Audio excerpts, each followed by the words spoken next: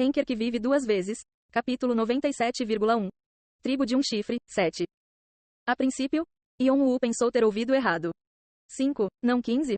Enquanto segurava o coração acelerado e tentava manter a calma, Yon-Woo perguntou ao rei marcial mais uma vez. Por que isso está acontecendo tão cedo? O que você quer dizer com por quê? Há algo errado? Não, é só, pelo que me lembro, os jogadores do 11º andar ainda pareciam longe de estar preparados. Yon-Woo tinha certeza disso porque vagou pelo chão enquanto coletava materiais. Embora definitivamente houvesse nuvens de guerra pairando sobre as cidades, os rumores de que os clãs procuravam ajudantes ainda não haviam se espalhado. E é por isso que eu disse 5 dias. Somos nós que iniciamos esta guerra. Só então Yon-Woo percebeu sua intenção. Red Dragon ainda não sabe sobre eles. Se a tribo de um chifre aparecesse de repente no 11º andar e começasse a atacá-lo sem aviso prévio, será um massacre. O rei marcial então continuou com uma gargalhada maliciosa. Desde que decidimos sair da reclusão, não deveríamos ter certeza de fazer uma grande entrada? 5 dias depois. Depois de sair do corredor, Yon-Woo organizou lentamente seus pensamentos enquanto caminhava pela rua. A guerra estava mais perto do que ele esperava. Yon-Woo estremeceu ao pensar na guerra acontecendo bem diante de seus olhos. Ele não tinha medo da guerra. Em vez disso, foi um arrepio que veio de alegria. Ele sentiu seu coração cheio de espírito de luta. Finalmente chegou. A hora estava se aproximando. A hora em que ele finalmente apontaria sua espada para seus inimigos. Embora fosse um pouco decepcionante ele não poder ficar na linha de frente, a simples ideia de ficar de um lado para atacar o outro o enchia de alegria. Claro, ele não poderia permitir que outros soubessem de seu plano. Então ele fingiu estar o mais calmo possível, mas não conseguiu evitar que seus lábios se curvassem para cima. Ele achou que era uma sorte estar usando uma máscara. Em um esforço para acalmar sua mente, Yon-Woo começou a refletir sobre o plano que o rei marcial lhe contara. Ele disse que o primeiro alvo deles é Kuran, uma cidade longe de Barraque. Kuran era uma cidade erguida pelo dragão vermelho no 11º andar. Foi também uma das cidades que ele frequentou enquanto coletava materiais. Pelo que ele conseguia lembrar, a cidade era protegida por muros altos e também por jogadores de vários clãs subsidiários do dragão vermelho.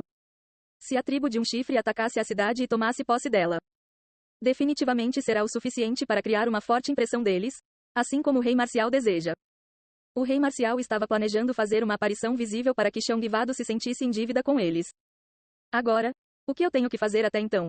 Yon-Woo olhou para trás, para sua condição atual.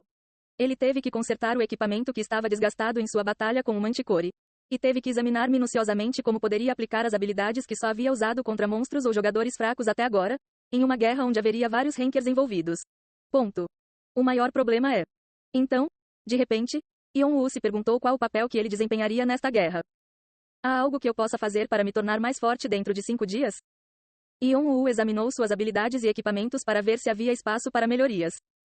A primeira coisa que lhe veio à mente foi a Aegis. Seria muito útil se ele pudesse controlar mais de 3 placas ao mesmo tempo. No entanto, ele logo descartou a ideia, sabendo que não havia como dominar o controle de outra placa em apenas 5 dias. Mas, felizmente, Yon-Woo lembrou-se da dica que recebeu no caminho para cá. Circuito mágico.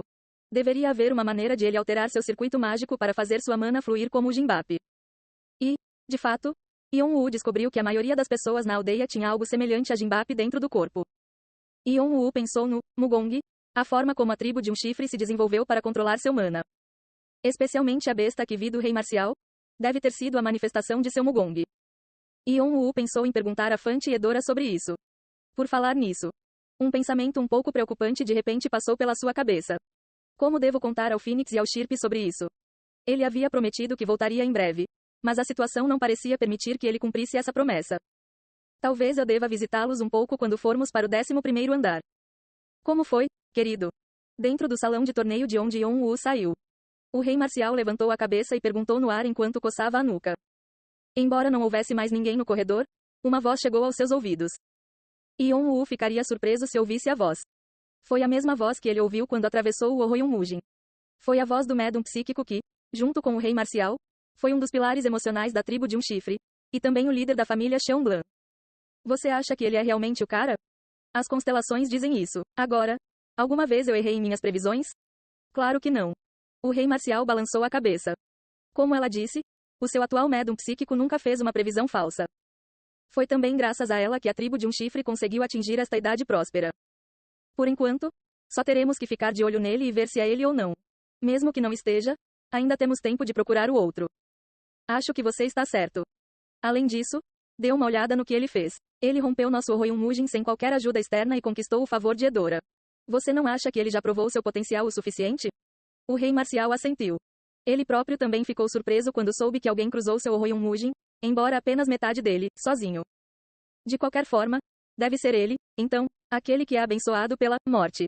O rei marcial falou enquanto acariciava seu queixo. Seus olhos pareciam estar cheios de ganância. Eu meio que quero tentar ensiná-lo. Você vai aceitá-lo como discípulo? O rei marcial assentiu com um amplo sorriso. Se possível, sim.